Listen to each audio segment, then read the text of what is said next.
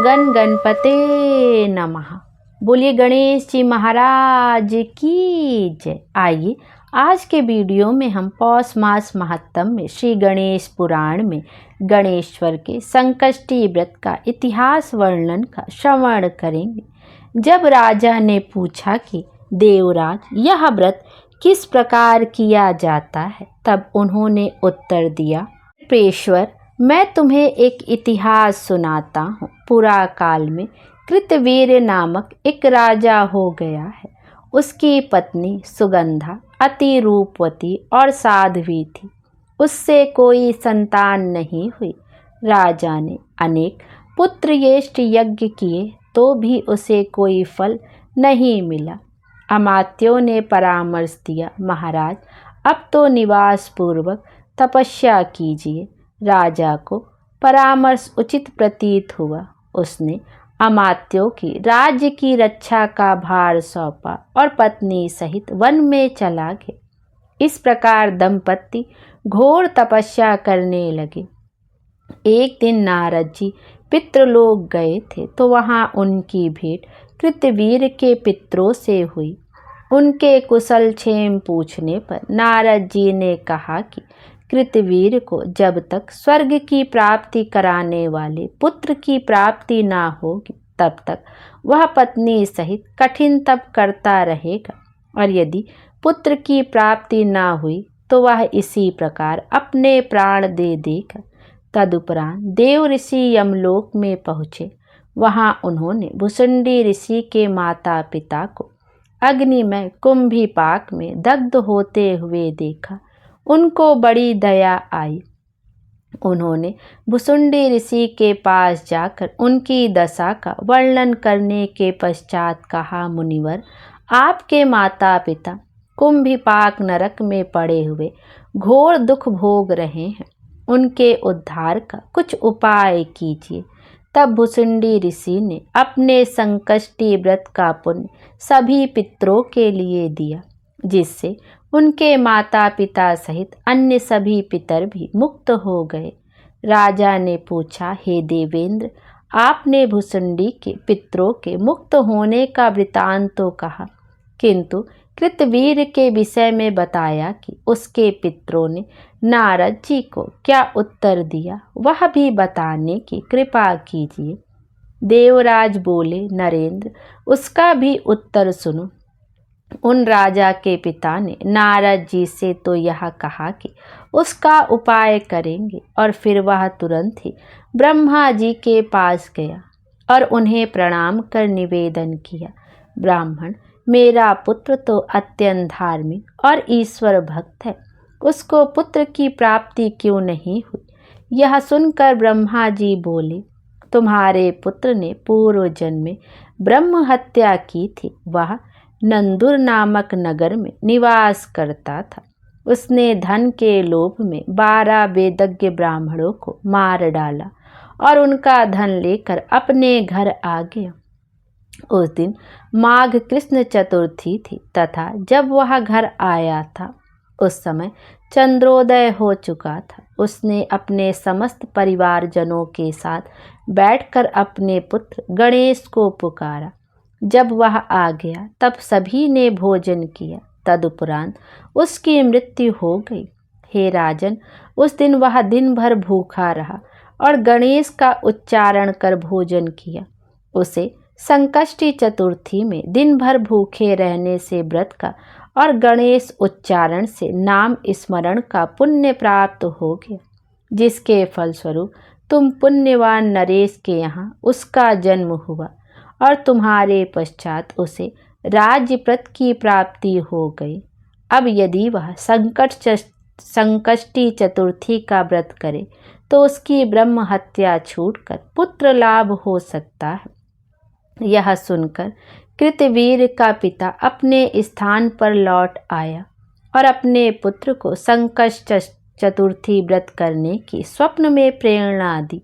तब राजा ने यह व्रत करके गणेश जी का और चंद्रमा का पूजन किया, जिसके प्रभाव से उसे सुंदर पुत्र की प्राप्ति हो गई। ब्रह्मा जी बोले, हे व्यास इंद्रदेव से गणेश जी के पूजन व्रत जप आदि की ऐसी महिमा सुनकर राजा सूरसेन ने अपने राज्य में ढिंढोरा पिटवा कर घोषणा की कि जिस किसी ने संकष्टी व्रत किया हो वह राजा के समक्ष उपस्थित हो। राजा उसे अभीष्ट धन प्रदान करेंगे। यद्यपि उस राज्य में गणेश जी का उक्त व्रत करने वाले कई गणेश भक्तों का निवास था, तथापि उन्हें उस घोषणा से यह आशंका हुई कि कहीं राजा कोई दंड ना दे बैठे। संभव है कि अभीष्ट धन देने की बात लोभ दिलाने के लिए कहलाई हो। हे दैवपायन, इस भय से कोई भी राज्यसभा में जाने को इच्छुक नहीं था, किंतु तब भी एक व्यक्ति वहां पहुंचकर बोला, राजन, मैंने निरंतर कई वर्षों तक संकष्टी चतुर्थी व्रत किया है। यदि आप मेरे कार्य को ठीक समझते हैं तो आज्ञा कीजिए कि मैं क्या करूं। यदि कहीं आपने प्रलोभन देकर दंड देने के उद्देश्य से मुझे बुलाया है तो भी मैं प्रस्तुत हूँ। दंड की बात सुनकर राजा को हंसी आ गई। उसने उस व्यक्ति को सम्मान सहित बैठाकर सुरेश्वर के विमान गिरने की घटना बताई और अपना 1 वर्ष का पुण्य प्रदान करने का उससे निवेदन किया। राजा की बात सुनकर उसने सहर्ष अपने 1 वर्ष के संकष्टी व्रत दान का संकल्प कर दिया। हे दैवपायन, उसके संकल्प करते ही इंद्रदेव का विमान ऊपर उठ गया।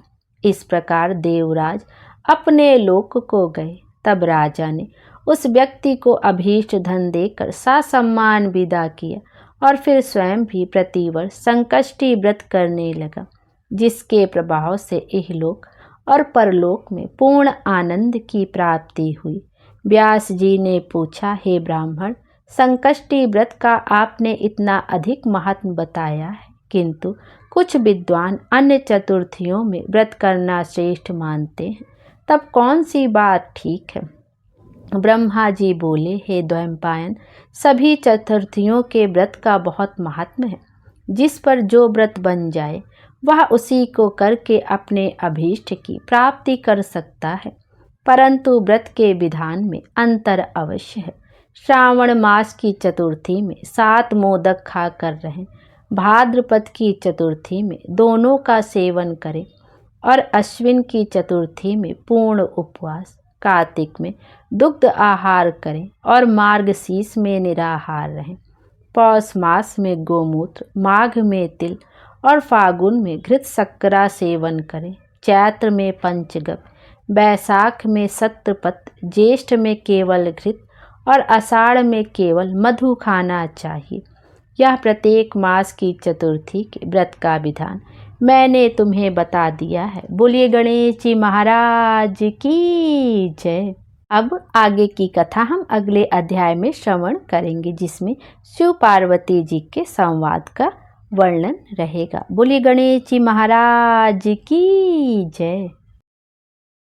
आइए अब गणेश जी की आरती का भी श्रवण करते हैं। जय गणेश जय गणेश जय गणेश देवा, माता जाकी पार्वती पिता महादेवा, एक दंत दयावंत 4 भुजाधारी, मस्तक सिंदूर सोहे मूस की सवारी, अंधन को आँख देत कोढ़िन को काया, बाझन को पुत्र देत निर्धन को माया, हार चढ़े फूल चढ़े और चढ़े मेवा, लड्डुवन का भोग लागे संत करे सेवा, दीनन की लाज रखो शंभु सुतवारी, कामना को पूरा करो जग बलिहारी। जय गणेश जय गणेश जय गणेश देवा, माता जाकी पार्वती पिता महादेवा, माता जाकी पार्वती पिता महादेवा। जय गणेश जी महाराज की जय। गणेश जी महाराज हम सबकी मनोकामना पूर्ण करें और हमारे जीवन को खुशियों से भर दें। Thank you.